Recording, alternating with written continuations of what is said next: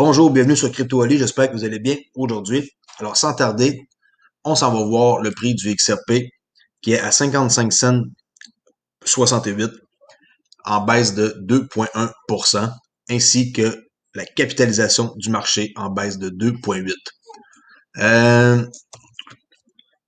Gatlick 55. Quel beau chiffre avec une grosse chute ici en l'espace de 2 heures de 58 à 54,75 là. Alors ici, il y a eu vraiment une vente incroyable. OK? Comme hier, d'ailleurs. On s'inquiète pas, on voit que présentement, beaucoup de trades. Attendez-vous à demain et le 12. Hein, n'oubliez pas, pour réclamer vos Spark. Assurez-vous que vous êtes legit, que vous avez fait la bonne affaire. Je pense qu'on a assez parlé tout le monde, là, les youtubeurs. Alors, faites attention à ce que vous faites, sur quoi vous cliquez, et juste faire la bonne façon avec une méthode comme par exemple la mienne que j'ai enseignée, et tout va bien aller. Alors, on voit ici qu'il y a beaucoup d'actions là présentement, Asie, Angleterre et les States, beaucoup d'échanges. Quand on voit une espèce de ligne comme ça de train, là, un peu comme qu'est-ce que ça fait quand on regarde la page principale. Je sais pas s'il y en a qui l'ont déjà vu, la page principale, là. C'est toutes les monnaies ensemble, là. Regardez. Maintenant, avec mon nouveau laptop, c'est beaucoup plus rapide et ça stream plus facilement. Alors, présentement, il y a 3 millions,2 en argent qui est échangé depuis une minute, qui est environ 3 millions de dollars. Et en numéro 1, sans aucun doute, le Bitcoin. XRP numéro 2. Yearn Finance numéro 3. Mais ça va vite, là, ça change. Là. Alors, on voit Ethereum. Alors, il y a environ entre 100 000 et 5 millions de dollars ici là, qui s'échangent. Et on voit les jaunes, c'est les Bitcoins. Alors, c'est une ligne, comme un train de Bitcoin que j'appelle. Là. Et quand on voit ça, c'est parce qu'il y a beaucoup d'échanges. Si ça pourrait faire comme ça pour les XRP, ça serait bon. Là. Alors, allez voir aussi la page principale, c'est assez impressionnant, on dirait un jeu vidéo. Good. Alors, juste pour mentionner que j'ai un cours de formation de day trading dans le Forex, s'il y en a qui s'intéressent. Day trading en 5 minutes, une charte, une technique super simple, une méthode en 4 étapes. Contactez-moi ici, olivier.thibault@yahoo.com. Je vais vous montrer de quoi que je suis capable. Puis mon cours est simple, ça dure 2 heures le cours. That's it, that's all. Vous êtes prêts à commencer, même si vous êtes débutant. 70% de succès pour mes trades. OK. XRP Toolkit, avec mon compte démo aussi de 99 XRP. Je vais vous montrer un truc que j'ai constaté. Regardez le nombre de volumes qu'il y a ici. Oups, je suis trompé de...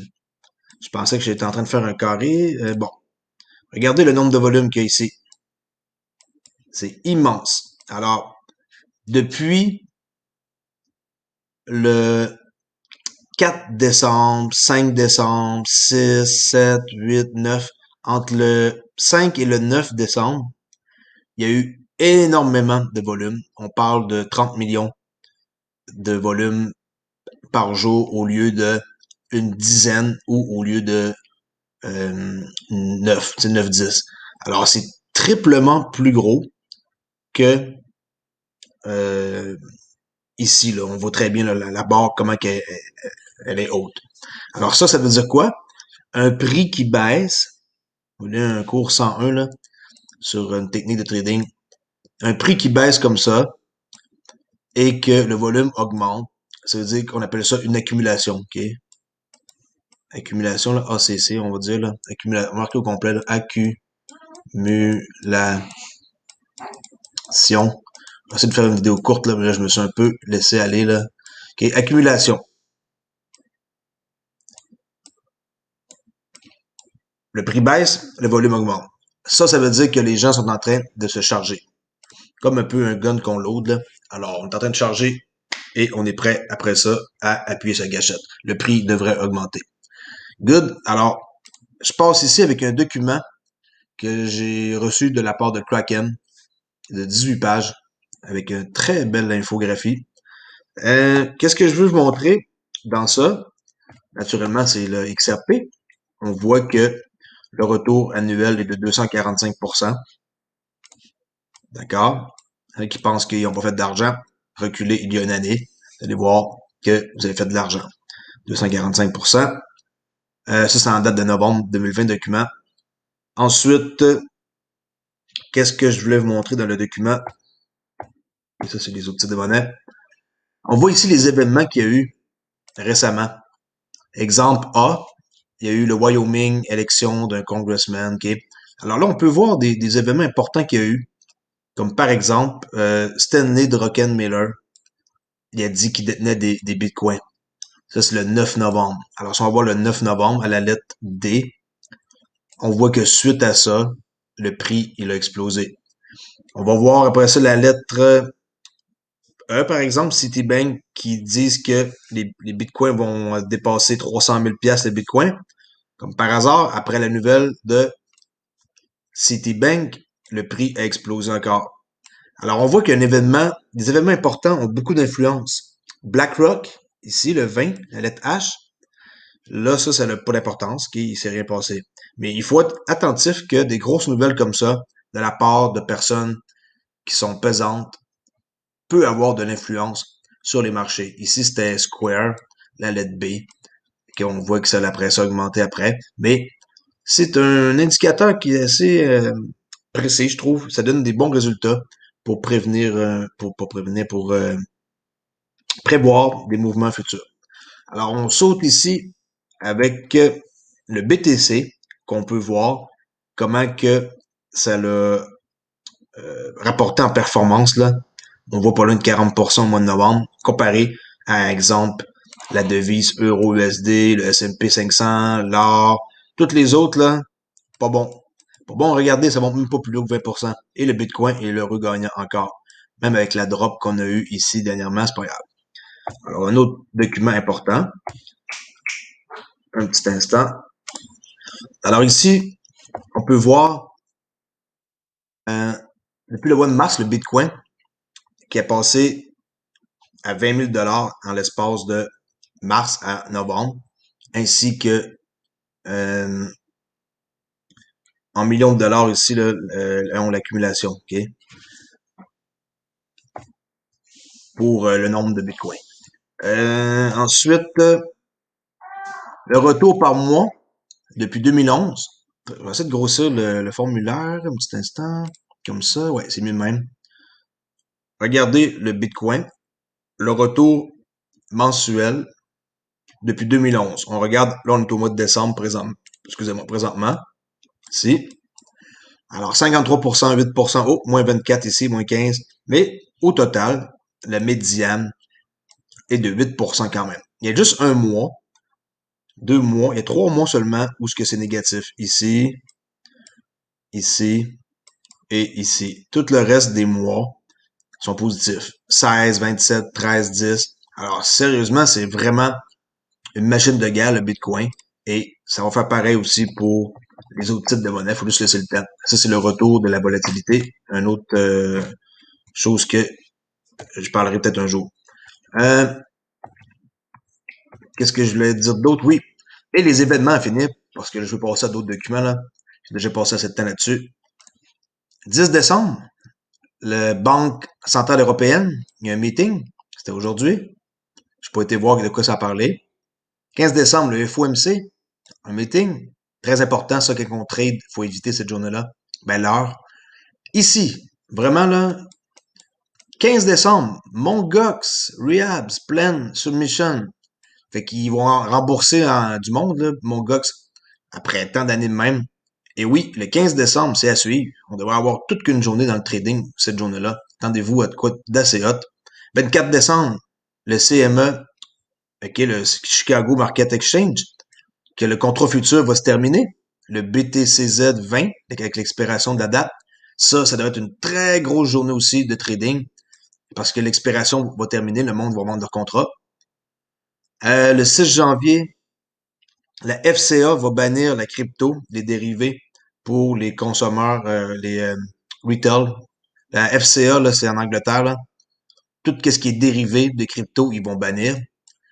Alors, entre le 10 et janvier, attendez-vous à quelque chose de vraiment hot dans la crypto. PayPal, ici, le rapport du quatrième semestre. Quatrième Q, ouais, 4Q 2020 earnings. Donc, ouais, les earnings du quatrième semestre. Ils vont l'annoncer en janvier 2021. OK.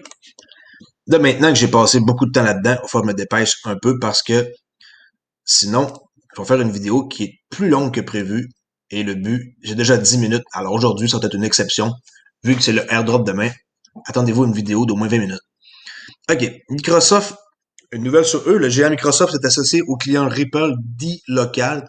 D-Local, en passant, c'est le premier client de Ripple pour atteindre de nouveaux clients dans les pays émergents avec des méthodes de paiement localisées fournies par D-Local. Alors, yes, une autre bonne nouvelle. Microsoft a l'intention d'utiliser la solution Pay-ins de D-Local pour transférer des fonds. Les nouveaux clients au Nigeria pourront effectuer leurs achats sur le site de Microsoft Store et D-Local leur permettra de payer avec leur carte bancaire locale. Juste vous rappeler ici tout l'argent du monde, okay? Un document que j'ai parlé quelques fois. Regardez comment est-ce que c'est petit la crypto-monnaie. Alors attendez-vous, puis Bitcoin, c'est juste un petit carré de même, là, comparé, mettons, à, exemple, les dépenses militaires, là. Peu importe, là, vous allez pouvoir aller voir tout ça, là. Comparé à l'or, là, c'est tout petit, le Bitcoin, là. Et attendez-vous à ce que Other, là, les 5400 autres coins, genre, exemple XRP, c'est juste ce petit rond, ce petit carré noir-là. Ça, dans 5 à 10 ans, là, ça sera pas un petit carré comme ça, là.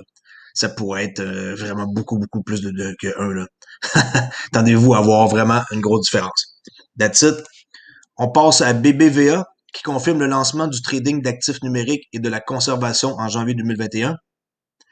Hier, le groupe bancaire espagnol BBVA a confirmé qu'il avait commencé à lancer des essais de négociation et de conservation de crypto-monnaies via BBVA Suisse. Sa filiale suisse propose des services de banque privée internationale, ce qui signifie que le service s'adressera aux investisseurs accrédités. Lors de son lancement en 2021, il proposera uniquement du Bitcoin, malheureusement. XRP, ça va attendre. Avec des plans pour introduire d'autres actifs numériques plus tard. Les actifs numériques ont un énorme potentiel pour transformer la manière dont la valeur et les informations sont échangées grâce à la technologie blockchain. Ici, DBS, la DBS Bank à Singapour, qui a officiellement annoncé hier l'arrivée de son échange d'actifs numériques. Les transactions vont commencer la semaine prochaine. Le DBS, en passant, c'est détenu 10% par la bourse de Singapour, qui est la SGX. Il fournira également la tokenisation des titres et des autres actifs, ainsi qu'une conservation de qualité bancaire pour les actifs numériques. Alors, Singapour, là, pour ceux qui ne le savent pas, là, c'est la place la plus fintech au monde et c'est vraiment eux qui vont lancer le bal, j'en suis sûr. 4 monnaies fiduciaires, le SDG, USD, HKD et le Yen, seront négociables contre 4 crypto-monnaies.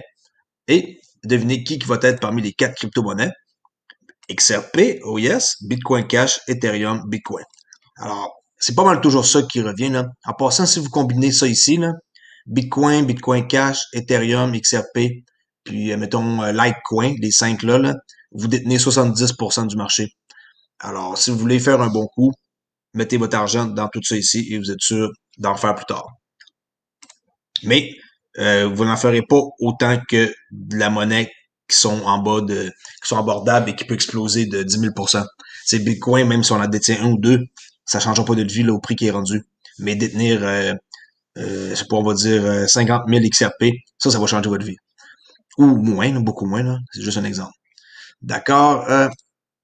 XRP, bon, la crypto qui ne disparaît pas et la fête ne fait que commencer.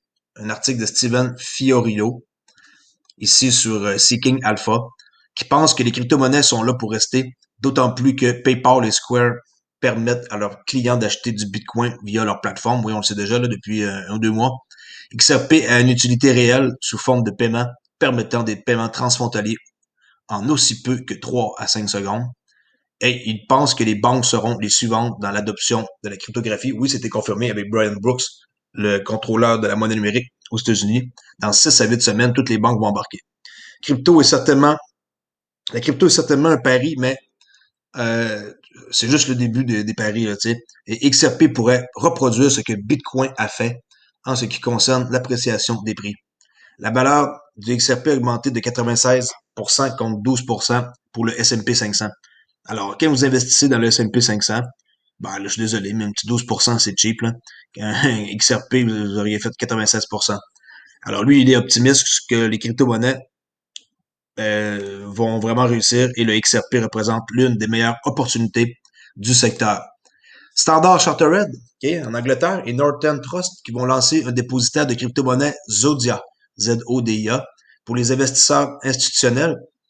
SC Venture, l'unité d'innovation et d'entreprise de Standard Chartered et de Northern Trust, un fournisseur de services d'actifs, se sont associés pour lancer Zodia Custody, un gardien pour garder l'argent, une solution de conservation de niveau institutionnel pour les crypto-monnaies. Zodia est conçu pour permettre aux institutions d'investir dans les actifs émergents de crypto-monnaies qui transforment le fonctionnement des marchés financiers, y compris les activités de transaction et de règlement. Règlement égale quoi?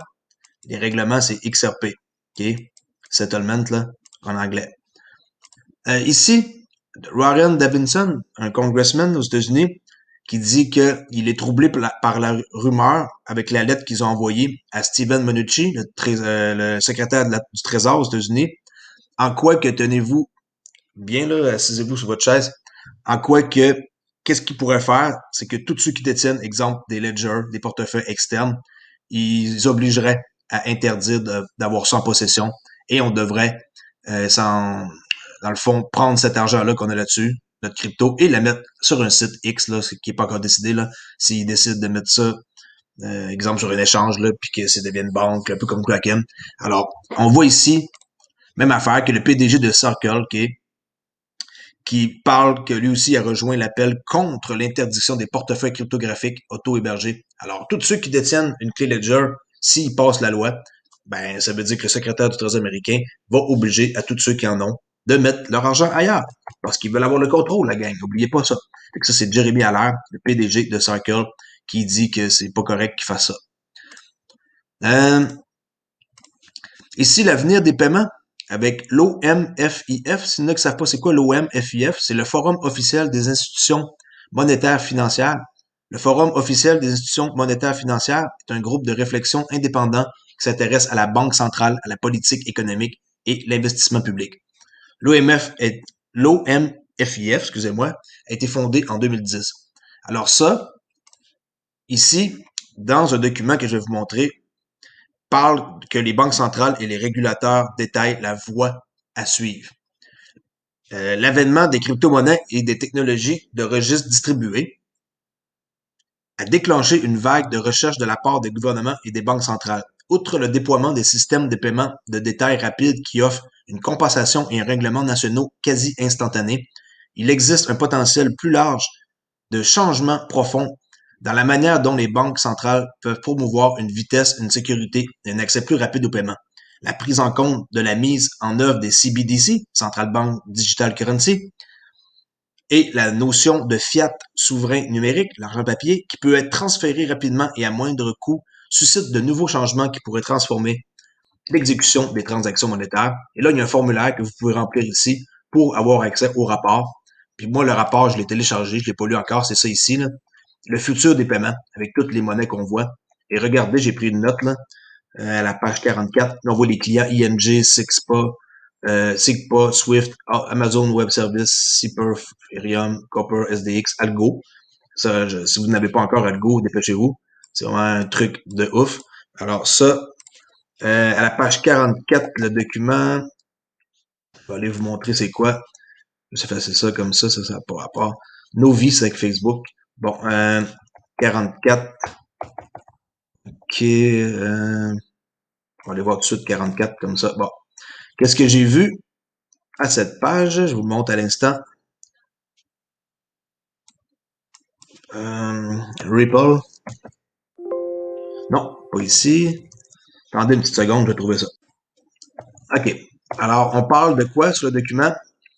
Des paiements faits, dans le fond, l'implantation des paiements depuis 2001. Et on voit une affaire importante que je veux vous montrer à tout coup, à coup sûr plutôt, excusez-moi. C'est 2023-2024 estimé. Aux États-Unis, le FedNow, pour ceux qui ne savent pas encore c'est quoi, là, ils vont avoir leur propre monnaie et on va pouvoir payer, ben pas propre monnaie, excusez-moi, leur propre méthode de paiement pour pouvoir payer avec l'aide du Trésor américain. Alors ça ici, 2023-2024, ça s'en vient. C'est sûr que c'est encore un peu loin. Et plus bas, qu'est-ce que on va voir, c'est qui Ripple. C'est mentionné dans le document Ripple. Sauf que je trouve une façon d'effacer ça plus rapidement. Regardez ici, qu'est-ce qu'on voit. Ripple. Il parle de la compagnie ici, DLT, distributeur de l'Exor Technologies. Alors, sont mentionnés dans le document pour, euh, dans le fond, le DLT, là, qui est la blockchain. Alors, moi, quand je vois ça ici, ça me fait sourire. Je trouve que c'est une excellente nouvelle. Alors, soyez contents. On est inclus dans un document important. Alors, c'est tout pour aujourd'hui. J'espère que vous n'avez pas été déçus de ma vidéo qui est plus longue que prévu. C'est pas plus grave que ça. C'est du bon stock que j'ai à vous donner. J'avais à vous donner. Alors, écoutez, faites-moi un like, ça va me faire plaisir. Je suis rendu à 450 abonnés. OK? Puis, je viens de franchir une nouvelle étape. C'est que j'ai accumulé ici mes 4000 heures de visionnement. OK? Alors là, maintenant, il faut que je m'attaque à mon nombre d'abonnés, qui est pas assez élevé, 450, ça m'en prend 1000. Alors, 4081 heures de visionnement. Ma chaîne existe depuis 3 mois, alors je suis vraiment content. C'est grâce à vous parce que vous aimez mon contenu. Alors, merci beaucoup de m'avoir écouté et je vous dis à la prochaine. C'était Crypto Ali. Bye!